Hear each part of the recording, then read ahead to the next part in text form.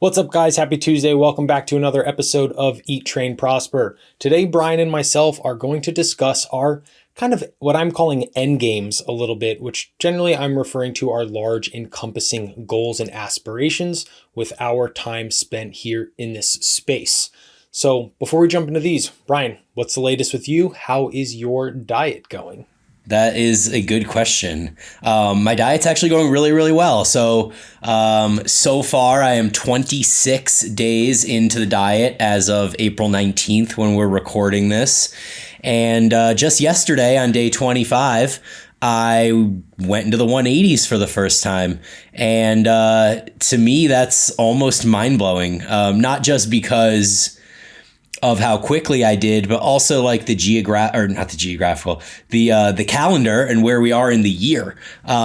Because literally it is mid-April and I'm already into the 180s. And in prior years, it's been mid-June, early July that I finally get to that point. So one benefit to starting the diet early and a benefit to potentially starting the diet leaner as well. So yeah, I'm super, super happy about dropping into the 180s. I've had a decrease in the scale weight 3 of the past 5 days, which is kind of an anomaly because usually for me it'll drop and it'll kind of find a new low. Maybe it'll drop a second day and then it'll kind of like go back up for a little while before it drops again, and it's just consistently dropping. And one of the weirdest things to me about this is that so I started the diet at right around the same amount of calories I'm eating right now. So nothing has changed for 4 weeks now. I've basically been eating 2,900 calorie average per week. And in the first 2 weeks, I lost 1 pound and 1.1 pounds were the weekly averages. Then the third week, I lost 1.5 pounds. And this week is currently trending to 1.8 pounds. So despite, I'm getting leaner, I'm getting smaller, I'm moving the same amount, and yet the same amount of calories that were creating slower weight loss are now suddenly creating faster weight loss. So my only thought there is that potentially there was like some sort of delayed effect where my body was like holding on to weight for whatever reason, and now it's finally relinquishing it. But it does kind of mess with my head as far as how many calories I need, because I was almost at a point 2 weeks ago where I was like, man, maybe 2,900 isn't enough. If I'm only losing a pound a week, like soon that's going to slow to 0.7 and I'm going to have to drop it, et cetera, et cetera. Well, now I'm eating the same amount and the weight loss has increased. So I don't know, man, that has my mind blown. What do you think? It's almost like zooming out has helped, hasn't it? Yeah. Like, yeah, it's something that it's like a little, it's not an inside joke. It's something I'll use with like my clients, right? Where I'm like, okay, we have like, generally, the research and anecdote will tell us these numbers should, produce an effect. We just need to give it a little bit more time to smooth out daily fluctuations, changes in stress levels, changes in like day-to-day fluctuation in accuracy, training stimulus, inflammation, gut contents, how big your dumps are. So there's a lot of variables that go into it. So I'm like, we zoom out a little bit, give it more time, right? And 4 weeks of data at a certain caloric, intake is going to give you a lot more data than 1 week is. Yeah. And something that I've really started doing a lot more this year and being more vocal around is just taking more conservative approaches with dieting. And then, hey, if we can squeeze out 6-7 pounds of fat loss at a 5% deficit, then we have an infinitely longer runway ahead of us. But if we just jump to a 25% deficit and you're hungry and you're crabby and some of these, negatives start adding in, like we've significantly shortened our runway and potentially outpaced a rate of loss for, trying to keep as much muscle mass as possible. And really that's the name of the game there. So, those are my thoughts on it, but I think it's, yeah. Yeah. Yeah, it's all cool and crazy, and you're right. Like it is much better to see it from like 4 weeks out than to see it from 1 week where, after week 2, I would have been like considering dropping calories further. And then I just kind of waited it out, kept eating the same, and some of those adaptations caught up. So I'm going to keep it at the high 2000s for the foreseeable future. And then as things stall, I can make kind of changes from there and adjustments and move on. So that's the story with the diet at the moment. Sorry, I think we have a delay, like a slight delay. Okay, what I was just gonna say is if you can diet on higher calories, right? And why not? It makes your life easier. Yep, for sure.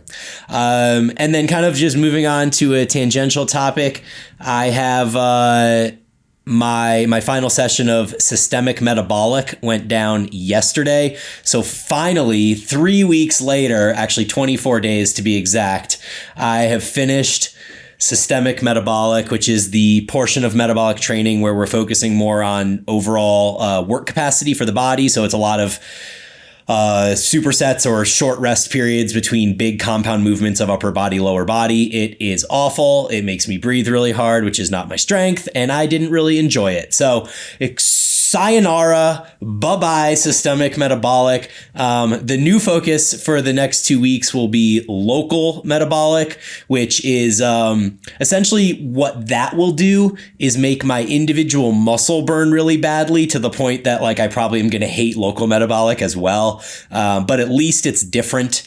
And when my whole system doesn't feel like I'm about to collapse because I can't breathe, I'd much rather suffocate my single muscle than suffocate myself. So I'm a huge fan of this transition into metabolic and or into local metabolic.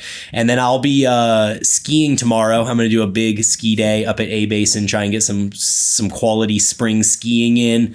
And then I'll come back and hopefully on Thursday begin day one of the new metabolic focus. So that's the update on training. For me, training has been much more local metabolic stuff, right? Because of the back injury, which I guess I can provide an update on.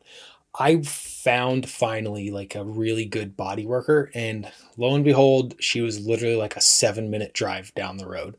But it's just one of those things where like when you're out in the middle of nowhere where we are, there and the things aren't on like Google Maps, like it's just like it's hard to find people. So she was fantastic, and really this is actually I don't want to turn it into a tangent, but it's something I completely forgot about. She was basically like, dude, your body is wrecked. And like my spinal erectors are like rocks. They're super super stiff like on both sides.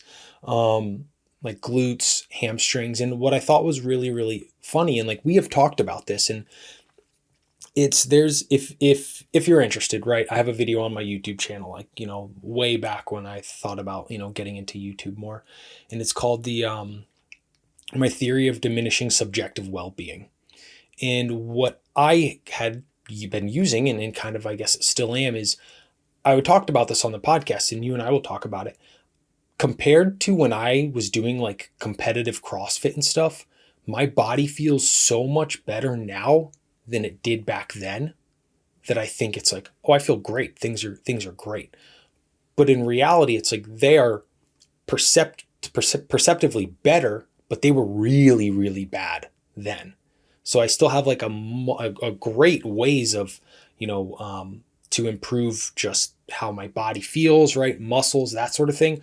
But because I am not physically in pain every day, I think that I feel great, because then I was in physical pain like every single day. Like my knees ached, my shoulders ached. Like I remember one point, like going up and down the steps, like I literally had to like brace myself on the railings. But then like when it was squat day, I would mobilize for 30 minutes and get them nice and warm so that I could go trash them again. So it's one of those things. It's just like that subjective perception, because I don't feel like garbage like I used to, that things are okay. And she was basically like, yeah, things are not okay. So I have been making a large attempt to put the lacrosse ball into the spinal erectors, into the glutes and hamstrings. And then like the downside of it is like, it's obviously very physically painful to do these things. But my back has been feeling like orders of magnitude better. Like the tight, I can sit now pain-free and that sort of thing. So the light at the end of the tunnel is definitely there for me, and it gives me like tangible physical, feedback to improve upon, and that sort of thing. So I'm pumped about that. I wonder whether part of the things that she's seeing in your spinal erectors and your glutes that are all kind of tight and, balled up are a result of that injury that you had though. And if you would have had data from like before the injury, if maybe things wouldn't be quite as jacked up, because your body's going to compensate for that injury by tightening everything around it, right? And if it was in fact in the low back area, then it would make sense that up and down the chain would both kind of get tightened up too. Yeah, I definitely agree with that. It's something I've noticed before, like my spinal erectors will be very tight. And then I think we were talking about this like maybe last summer, something like that. But I have had this happen to me probably like 7 of the last 10 times where I've like grinded out an overhead pressing movement. I pull something in my the back upper trap on the left side. Yeah. Like upper traps or like rhomboids, something with a vertical pressing where the reps slow down. I'm trying really hard. I pull it. And then like I like can't turn my neck to the left. So there's something more going on that left side. And then this back thing was on my left side. It's like of all, like I said, 8 times I've done this, it's never been on the right side. So I think it's just like, the body's leaving me clues and it's like, asshole, are you going to pay attention now? So I think asshole Aaron is going to pay attention now and continue to prioritize body work. I like that. Fortunately, I know exactly what. I think we talked about this on the podcast last week, but we're moving back to Bali in, what would be 2 weeks by the time this episode comes out. And my all-time favorite, second all-time favorite body worker is in Bali. And the sessions are great, but I mean, I'm damn near in tears during them, but I feel great afterwards. That's awesome. As long as it works, right? Exactly. So the thing you said about the overhead pressing and tweaking that area in the rhomboid or lower trap or whatever it is, that was something I did constantly in CrossFit too. And every single time I did it, which I think probably was 6 to 7 times over the course of CrossFit, it was always from a thruster. Every time was thruster. So there must be something going on in the way that you and I, or just maybe people in general that experience the same issue, but some way you're finishing the movement overhead or, adjusting the torso as you accelerate into it or something along those lines that's contributing. And that really is like one of the worst. Like that, it's so limiting, when you get in the car and you're like, oh, I need to, nope, can't do that. Gonna have to like rotate the entire torso around just to like look behind me. So I can fully relate. And those things usually, how long do you find them to last? I feel like depending on severity, they're like a 3 to 7 day thing. That's exactly what I was going to say. Generally like maybe 3 days and then I forget about it. And then I do it again like 2 weeks later. And I'm like, son of a bitch, that thing happened again. But fortunately now I'm like, okay, I'm not going to my overhead pressing movement's really been the like anterior delt press. So I know I'm like, okay, I'm not grinding these reps out because every time I do one, I fucking pull that muscle. So I'm like, okay, that's like a 2 RIR, maybe a 1 RIR, done. Yep. I feel like that movement also is one of those ones, almost like the rear delt row with dumbbells, where it's not always better to go super heavy on it. Like it's almost better to get that arcing motion where you're really like stretching the front delt at the bottom and then kind of arcing up as you press into the top. And when I go too heavy, like if I'm using 65s or 75s on that one, I feel like the rep looks fine, but I don't feel as much anterior delt engagement. It's more just like triceps and just whatever I can use to get it up. And then when I'm going at like 45s, 50s, that type of range, I can really get the right motion and the stimulus feels better. So maybe a similar thing there. Yeah, I agree there. Cool. So I only have one more small update. We are throwing our first Paragon live event since the coronavirus took over the world. And that will be this Saturday. So I guess by the time this episode comes out, it will have already happened. I should have mentioned it on the prior episode. But we're opening it up to 20 people. And it's going to be basically a lifting instruction course with a little bit of nutrition and then a Q&A at the end. So we're going to go over like 12 of the common movements that we use in our programming and have you actually execute them. And I'll be walking around on the floor and giving feedback and stuff like that. So yeah, I guess if you were hearing this, then it already happened. You missed out. So maybe next time. That's super super cool. It's something that we'll have to do like a recap after the event on the podcast and stuff. It's something that I have like an interest in doing because I just want to like lift weights with people in person and hang out and stuff like that. So you'll have to like kind of update everyone on how it went and that sort of thing. But Yep. it seems just like Yep. a really really cool offering. Yeah, no, I'm super excited. Both Lori and I really enjoy connecting with people on like a personal level, which is something we haven't really been able to do the last 2 years with COVID and everything. So that should be super cool. And then I actually have a bit of a decent amount of experience running these things in the past. Like Anders and I were hired to go out to Brazil in 2012 and teach a seminar to up and coming CrossFit gym there. So we did that. And then I've over the course of, throwing events at CrossFit PB and stuff, done a bunch of that as well. And so then using those lessons from prior experiences and from my experience at the N1 course, I'm actually kind of constructing this one with a little bit of that kind of flair. So we're going to do it where we choose 3 movements and we go around and we like brief the movements, talk about key points of performance and stuff. And then you have like a 15-minute period to work up to a heavy set of 6 or 8 or something along those lines. So I think it should be a pretty cool experience and, something where we can build off of this and do more of them that are bigger and potentially more often in the future. Yeah, very very cool. Yeah, that would be. I'm really excited to hear how that goes on the back Sweet. end. Yep. Do you Last want update for to me. talk about? Yeah. Oh, sorry. Yeah, last update for me that I will get into is my coaching is open. So this is something that I'm super super excited for that we are going to kind of talk about as we get into Endgames. So something that I got really really clear around who I can best help and I'm really really excited for and be able to use a lot more of my strengths, and it is who I used to be when I was emerging into the space because I had a lot of questions that I saw a lot of things that I didn't really like or want to go down. And I find and speak to because coaches will reach out to me from the podcast or things that are happening there and how I could better help more people. And that is with bringing on coaches as clients. So I will do your nutrition coaching for you. I give you the tools and resources that I have built. I've talked about this on the podcast before. I have background as a software engineer.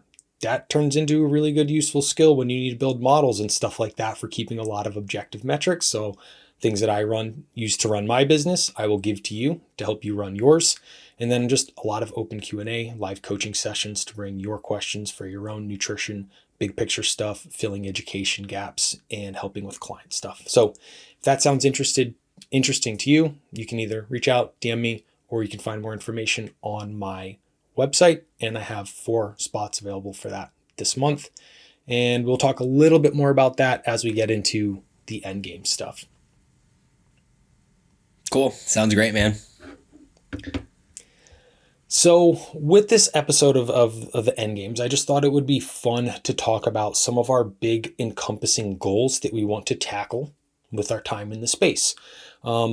And what I think is really, really cool here is we have Bryan, right, who is a 100% like OG veteran. Let me rattle off some of the things that I can remember from Bryan. You've taken what, 20 so clients like the CrossFit Games back in the CrossFit days. There's been one thing that I think, is it not that many?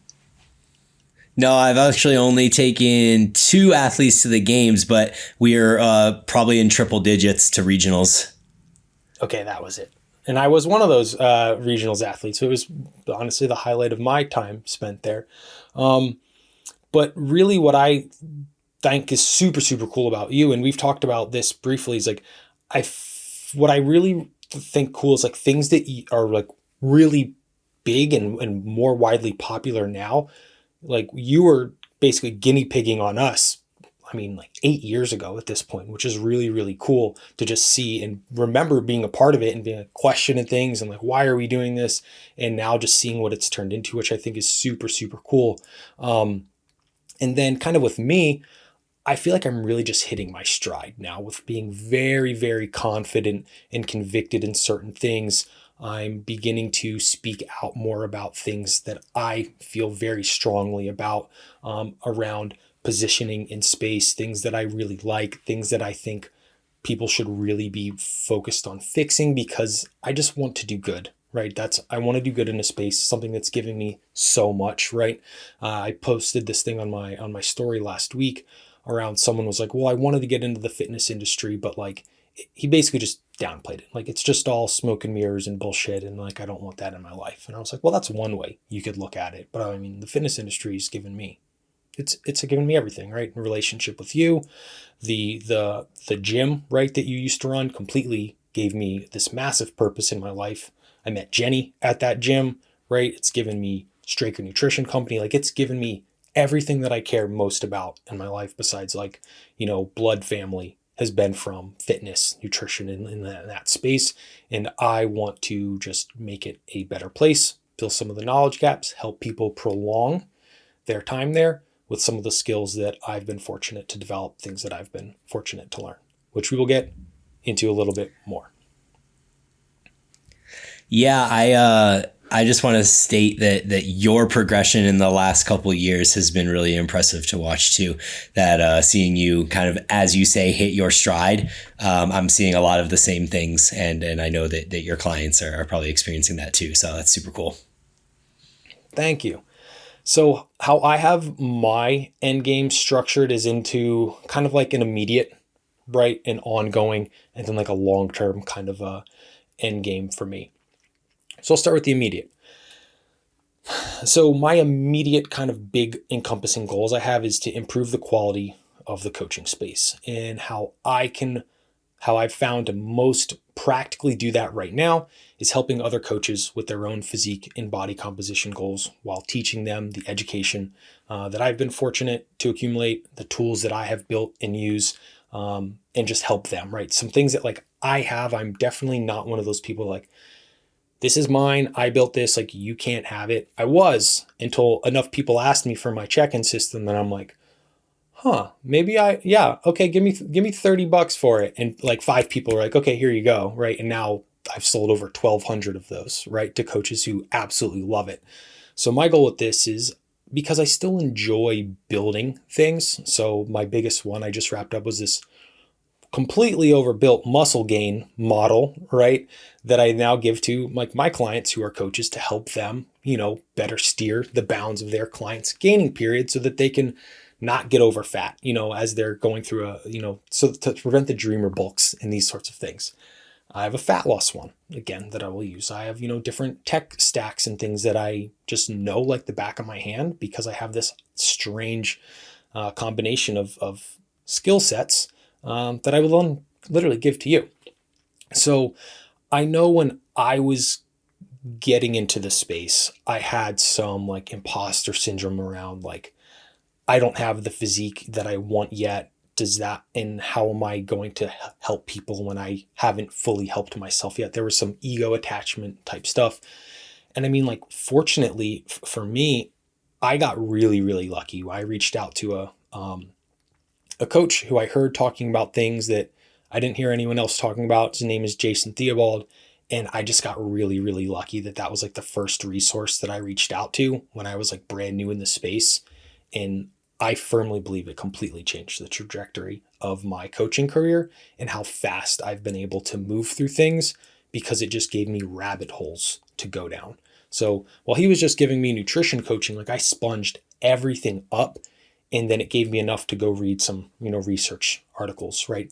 Go consume or go find this book on that sort of thing, and really kind of find this positioning I have of myself between where, like we've talked about this, Bryan, we are like recreational slash like hobbyist bodybuilders, right? I don't have much of a desire to get on stage, but I enjoy looking pretty jacked, right? But then finding that balance of health in there and understanding the inner workings of your physiology. And that really, really helps with clients who maybe don't have fantastic doctors, right?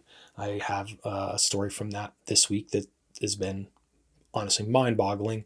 But I want to be that resource for other coaches in the space that might get sucked into some, to be completely honest, like bullshit push your business to 10K a month, overnight type thing. There's a lot of people out there pushing and talking sales, right?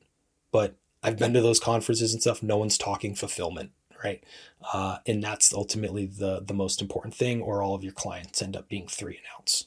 So that is my immediate end game, what I am going to work very, very hard on this year. That's awesome. Oh, you just came back on. Your video just came back. I don't know if you know it was down, but I was very confused where you went.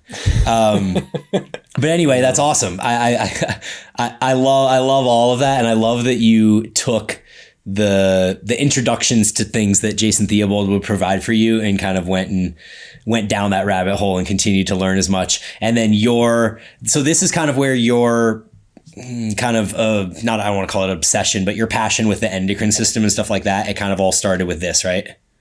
Yeah, it's exactly where it started, because to me, there was like, okay, I work out, so I'm healthy.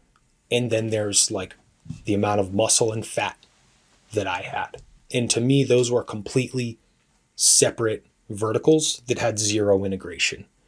And I had not realized how tightly coupled they are, and that by improving things, right, like how your liver functions, right, or endocrine system function, things can get harder or worse based on your physique pursuits, right? So like our physiologies don't exist in, silos. Everything's integrated. And when some things are off, right, they will impact your proclivity to success or failure for some of these downstream, physique pursuits. Yep. Very interesting. I love that. And I love that you're now like my go-to guy when I have questions about this sort of stuff. I'm just like, oh, my podcast co-host knows this thing. That's cool. Okay, cool. Well, I'll jump into one of mine. I have a few that I jotted down real quick, and then we'll bounce back to you. Does that work? All right, cool. So the one that's kind of been on my mind for like a really long time is the idea of writing a book. And there's a lot of people now like out there around, my level of experience or even less putting out books. And the way that I kind of see mine being written, I can't get away from this idea of writing it like John McCullum wrote Keys to Progress. And so this is a book that was a compilation of 10 or 15 years of articles from Strength and Health magazine in the 50s and 60s, maybe 60s and 70s, actually. But it was definitely primarily 60s. So essentially what this guy did, John McCullum, is he wrote these articles in Strength and Health magazine over the course of, decades, and then compiled them in an order that would make sense and put them into a book called Keys to Progress. But the really unique thing about the way that he tells this story is that he tells it in first person, where he's a gym owner and he owns a gym locally, and all of the lessons that he wants to teach, all of the workouts that he programs are done in a manner where he's essentially training someone. So he's like, this kid walked into the gym. He was the skinniest one you've ever seen. Like he'd never even, touched a weight in his life. And he comes in and says, hey man, I want to get big. What do I need to do? And like, this is like lesson 1. And he takes him through like what eating big means. And he takes him through sleep and the importance of recovery. And he takes him through, here's your basic like 20 rep squat routine that you're going to do for the first like 6 months of your training until you can squat 3 plates for 20 or whatever sort of ridiculous number he put out there. And so that is kind of how the book starts. And then every story along the way is him teaching a different kid like a lesson, and it has, dialogue back and forth. And, they even bring in like some stuff about relationships, like, oh, this kid had a girlfriend and like blah, blah, blah. So I think that must be at some level like a combination of fact and fiction. And that's kind of how I see myself writing a book too, so that it's not just a boring manual of like, here's all the things I've learned over 30 years, blah, like throw up on the page. I think if you can write it in a manner that's a little bit more engaging and get people invested in the characters and in the story, but have it still teach ultimately the lesson at the end. That's really what I've been tossing over in my mind for a really long time now. And just to reiterate, this was like one of the first books I read in fitness. I think I was in 11th grade when I was referred this book and read it all the way through many times throughout high school and college. So it has a large influence on me, and I would love to be able to present like a version, 50 years later, 60 years later for a new age of people similarly. Yeah, that is such a cool idea. And when we were talking about this episode and you told me that, I was like, oh man, that's really cool. But like, I could never do that. Well, I shouldn't say never because I don't like speaking in absolutes. But like, it takes a lot of my mind, energy, and soul just to write a fucking Instagram post, and that's 2,200 characters. So for me, like that, when people like we were talking, when we went with the N1. We met up with some of our friends that lived in Denver, and he was like, "Oh yeah, I just wrote a book." And I was like, "What do you mean, like you just wrote a book?" Like, and he was like, "Oh yeah, it took me like a month." And I was like, "Are you kidding me? How?" If I started a book tomorrow, like I'd probably be in my 50s by the time I got it done. So it's always like interesting to me because it seems like this massive encompassing project. So it's just really, really cool. I hope you hold yourself to that because I would love to read it one day.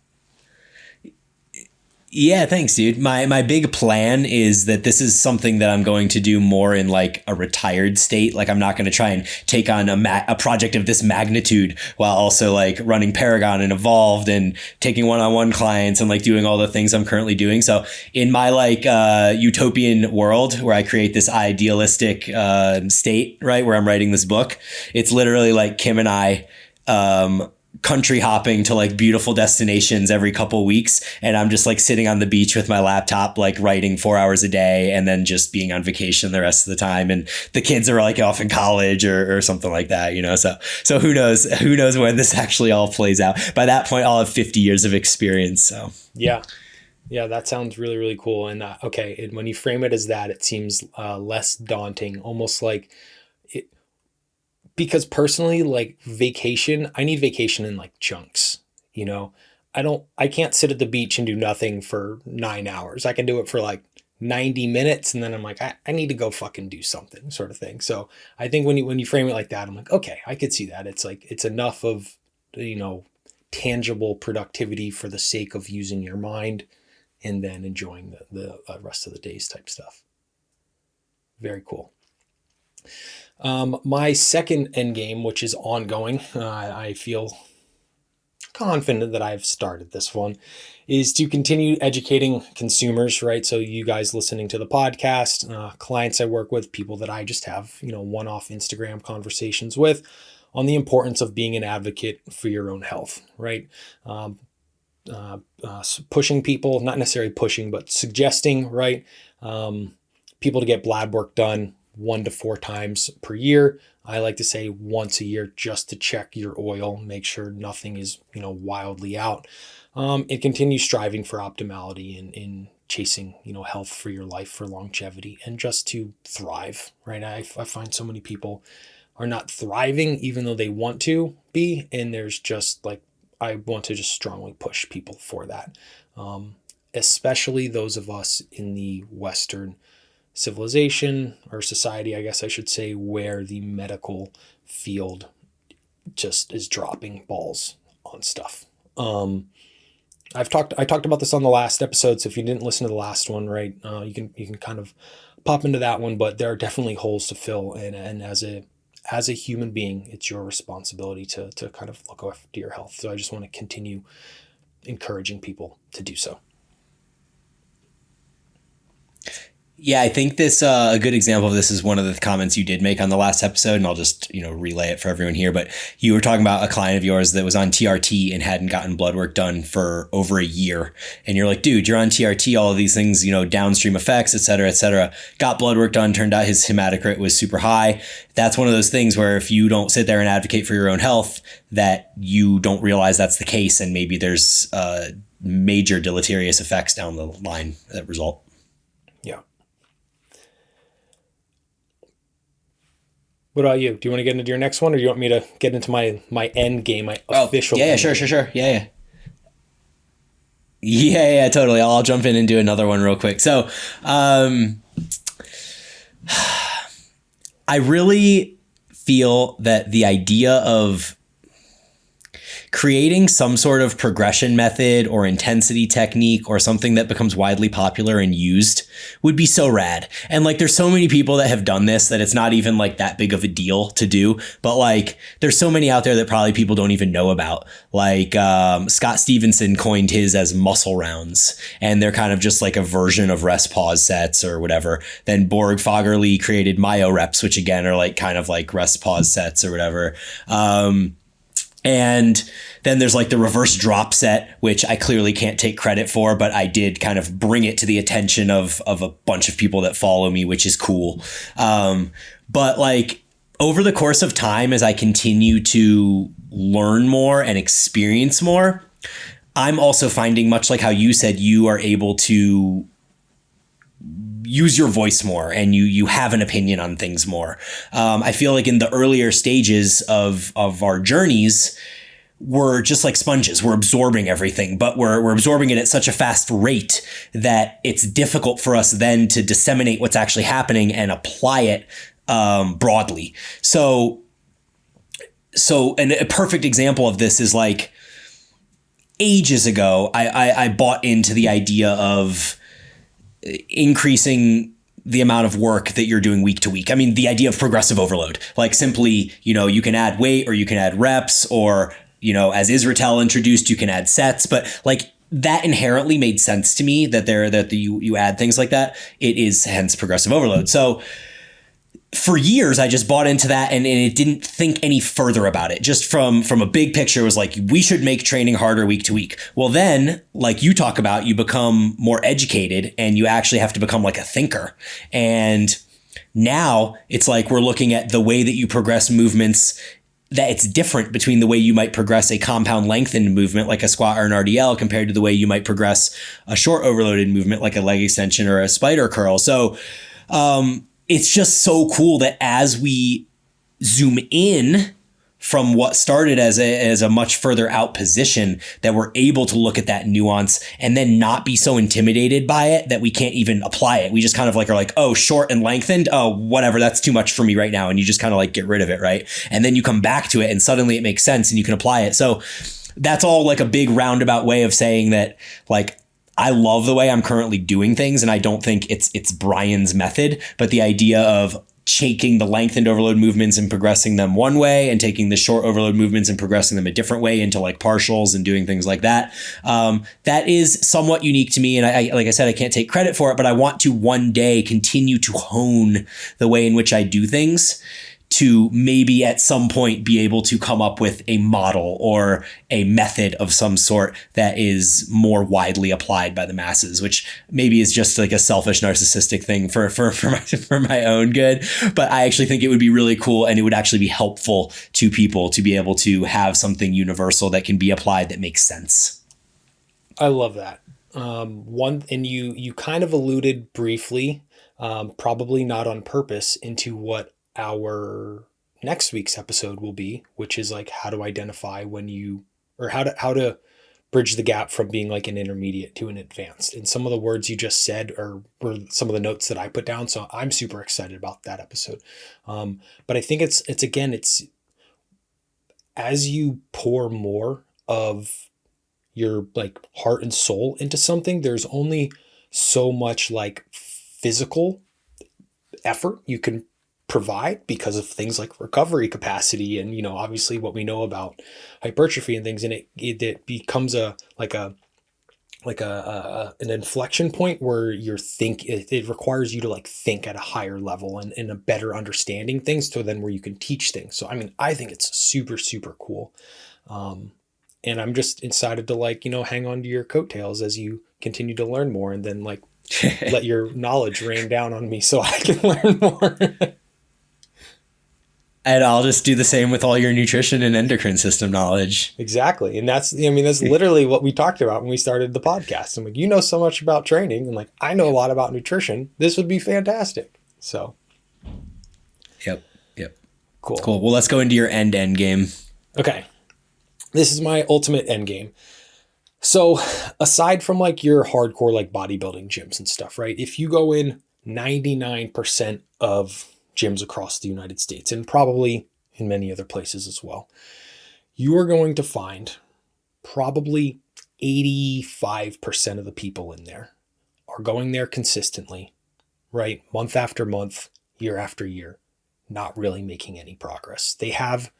There's these physique pursuit goals. So a lot of my things are in regards to like, physique related things because when I was younger, you watch like the superhero movies and things like that. And like it resonated with me. I wanted to look like that. I thought it was cool as a male to look like that, have a bunch of tattoos, and make it in society, right? That was my goal. And now here I am, 34 years old, still working on that. But so many of those people, they're just not necessarily beating their head against the wall, but they're just doing the same shit and it never gets any better. And it just like bothers me. Like when I walk in, obviously I travel a lot and I pop into places and I see people who are just not doing what they need to be doing to get what they want. And I want to provide a solution for that. I want to take that 85% of people across the United States who are just not getting the progress they want. And I want to reduce that number. I want to reduce it to 80% or 75% or something like that. And from a person, obviously I cannot coach that many people in a one-to-one type scenario type of thing. So I just want to provide like really, really actionable education on things. Like if we were to boil down, the information in the fitness space, right? And you take your average lifter, right? The information they have is still very, very poor. Like your average maybe trainer or trainee, right? It is very I mean, I'm using hard words here, but I think I'm being honest. It's just poor information. And if you consider that that person is still the middle road, 50% of the people have worse information than they do. Like that's sad. And because like I'm sure, Bryan, when you were younger, you talked about like you're busting your ass and things aren't working and you really don't know why. And now here we are, however many years later. But it's like we're the fortunate ones who have gotten the right information and been able, we've had great mentors or people have helped us. We've had environments that have just been conducive for us to further, continue to do this. We're on the other side now. And like I just want to help those people who have the desire, who have already the commitment, just get them the information they need, to be able to like coach themselves through periodization and different things to actually achieve what they want instead of just year after year doing the same shit that's not fucking working. So that is my ultimate end goal here with my time in the space. And how do you plan to do that? Do you have like an idea of what is the implementation mechanism? I do. So the idea that I have now is kind of like a self-coaching community type thing. Because if we were to break it down, right, we would find of that, subset of population of people, right? I'm very, very upfront and honest that like I am not the best resource for everyone. But I will kind of choose out my segments of the population that I know I can help. I'm going to focus there. If you take that segment of the population, they probably have like, I'm making up numbers right now, 10 core problems that they need to solve, right? Or get solved for them. And then provide them like the education and a framework in order to be successful within that. So again, like periodization, right? Understanding, social situations, what fat loss actually takes, what the science of fat loss looks like. So many people in the industry, and I get it, it's sexy, it's easy to sell, 6 weeks to summer shred, and you get someone who's at 20% body fat, 24% body fat, thinking that they're going to do this at like an 80% effort for 6 weeks and be shredded. Where if we pull numbers and you're like, okay, at 20% body fat, oh fuck, I always hate doing this because I can't do this math so good in my head live. You're 200 pounds at 20% body fat. That is what? 40 pounds of fat that you have on your body, right? Assuming that like, well, okay, 5% of that is essential. We are left with 15% or 30, 30 pounds. like 30 30 pounds pounds. of fat that you need to lose or that you can afford to lose, right? Assuming that you're going to do 0.5% to 1% per week at 200 pounds, that's 1 to 2 pounds per week. At the end of 6 weeks, you have lost 6 to 12 pounds of the 35 that you need to lose to get shredded, right? So like people don't understand that gap. And it frustrates me because like you and I understand that gap, but 90% of people out there think they're going to do the 6 week thing and, look shredded and get bought into this. Like, oh, fuck, I'm going to buy this thing and look like that. But it's like, it's a simple, it's the numbers are very, very simple, but it's just like the marketing and stuff. Like they're just snake oiling people. And that bothers me to my fucking core. Yeah, it's like the cleanses. You can lose 12 pounds in 3 days, but you just have to drink this like non-calorie syrup every day or whatever. And so then you lose 12 pounds in 3 days because you're just not taking any food volume in. But as soon as you begin eating food again, there you go. So it's exactly kind of the same idea. I mean, they're playing off like even keto does that too. Like, lose 7 pounds in the first week, and they probably do just because they're eating less food. There's no carbs, less water, blah, blah, Dump blah, all these glycogen. things. And it's all a little bit of snake oil. Yeah. Yeah. Cool. Well, I love that. And I think that if you can create that 10-pronged plan to get people the knowledge, that'd be pretty cool. All right. So I have two more. I'll be quick. Kim and I both have talked a long time about wanting to start a product-based business. And the idea wasn't like, let's make the product fitness-based or anything. I just think that if I'm going to create a product, that's probably like my most likely place to actually be able to fill a need. And that's what I would want to do. Like, I wouldn't really want to just try and replicate a product off someone else. But when you look at things that have kind of changed the game recently, you have things like the Angles 90 grips, where you have like these little half moon rings that you can just pack in your bag and take anywhere you want and turn like a shitty handle into a really good handle.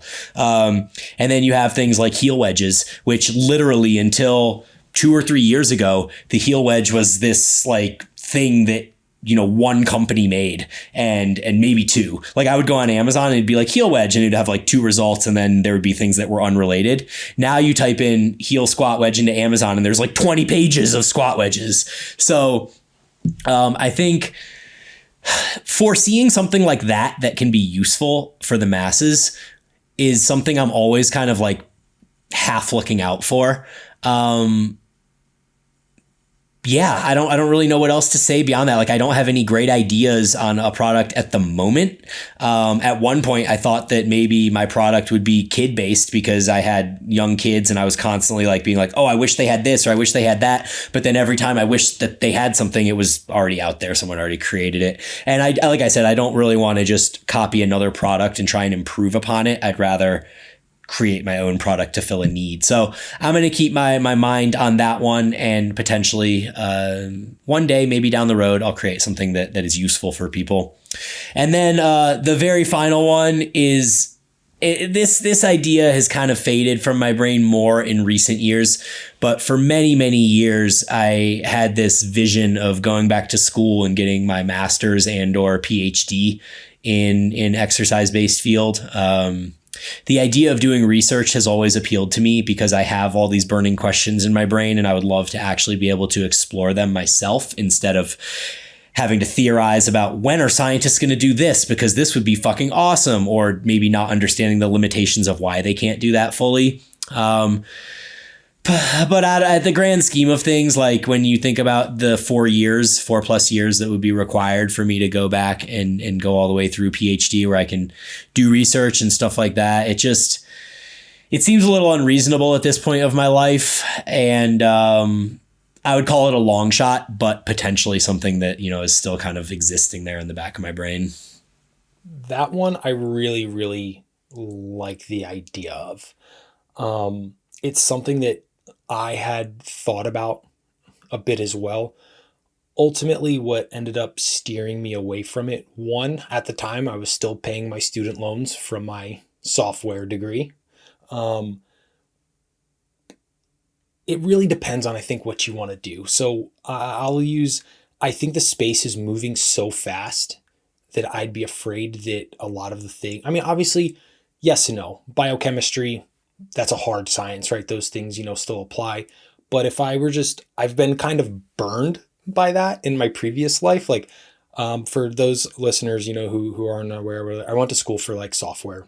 I got a software degree, and then I went to work as a software engineer. And like day one on the job, they're like, "Oh yeah, that shit's so old. Like no one uses that anymore. Like we use all these new things." And I was like, "You got to be fucking kidding me!" So it was like it was day one all over again. Everything that you learned in school was like at least 5 years old at that point, and I was like, "Okay." So that one was. It's just interesting, and I think it's probably similar in this space. But if you want to like research or whatever, it is a requirement. Right.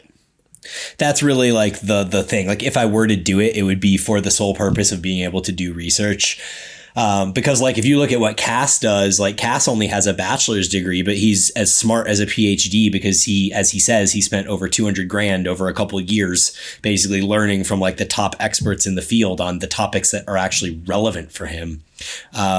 So I think that's like obviously one avenue too, but there's definitely like a certain like credibility piece that would come with the PhD that you don't have without it. So there's like a balancing piece there, but like I said, I think that's probably on the back burner for now. It's just something I've thought about. I've definitely thought about it as well. That could be another thing when kids are away to college. You have a lot of time. Maybe you become the what's that word I'm looking for? I don't know. I can't think of it. That's all right. It'll come to me like the second we stop recording. It's all good. Yeah. Anything else you want to add on to this one, Bryan? It's all good, dude. No, that was solid. I think we had a good episode, and then next week should be fun with the intermediate to advanced. Yeah, next week should be a lot of fun. I'm really excited we got this one out there just to share some of our goals, right? The things that we see, the things that we like doing, and some of our aspirations. I love talking about goals with friends and different people like that. So I thought it would be a really great format for a podcast episode. So guys, as always, thank you for listening to Eat, Train, Prosper. Bryan and I will talk to you next week.